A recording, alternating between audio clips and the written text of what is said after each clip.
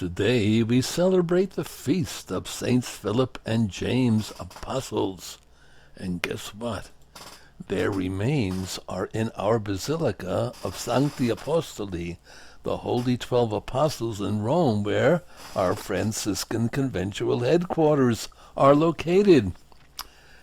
James, son of Alphaeus, we know nothing of this man except his name and, of course, the fact that Jesus chose him to be one of the 12 pillars of the new Israel, his church.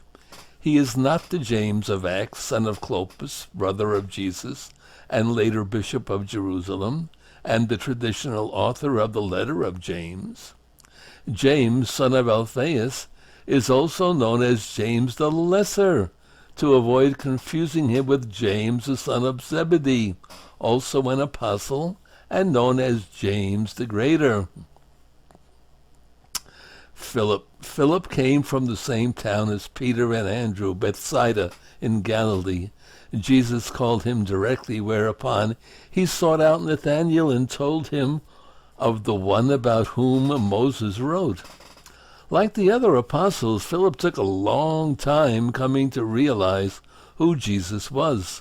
On one occasion, when Jesus saw the great multitude following him and wanted to give them food, he asked Philip where they should buy bread for the people to eat. St. John comments, Jesus said this to test them, because he himself knew what he was going to do.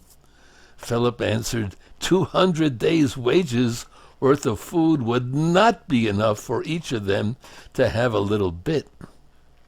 John's story is not a put-down of Philip. It was simply necessary for these men, who were to be the foundation stones of the church, to see the clear distinction between humanity's total helplessness apart from God and the human ability to be a bearer of divine power by God's gift.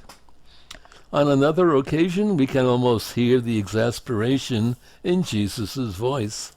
After Thomas had complained that they did not know where Jesus was going, Jesus said, I am the way. If you know me, then you will also know my Father. From now on you do know him and have seen him. Then Philip said, Master, show us the Father, and that will be enough for us. Enough, Jesus answered. Have I been with you for so long a time, and you still do not know me, Philip? Whoever has seen me has seen the Father. Possibly because Philip bore a Greek name, or because he was thought to be close to Jesus, some Gentile proselytes came to him and asked him to introduce them to Jesus. Philip went to Andrew, and Andrew went to Jesus. Jesus' reply in John's Gospel is indirect. Jesus says that now his hour has come, that in a short time he will give his life for Jew and Gentile alike. Saints Philip and James, if you have the chance, go to the center of Rome, Piazza Venezia, and just go over one block and down the street on the way to Trevi Fountain.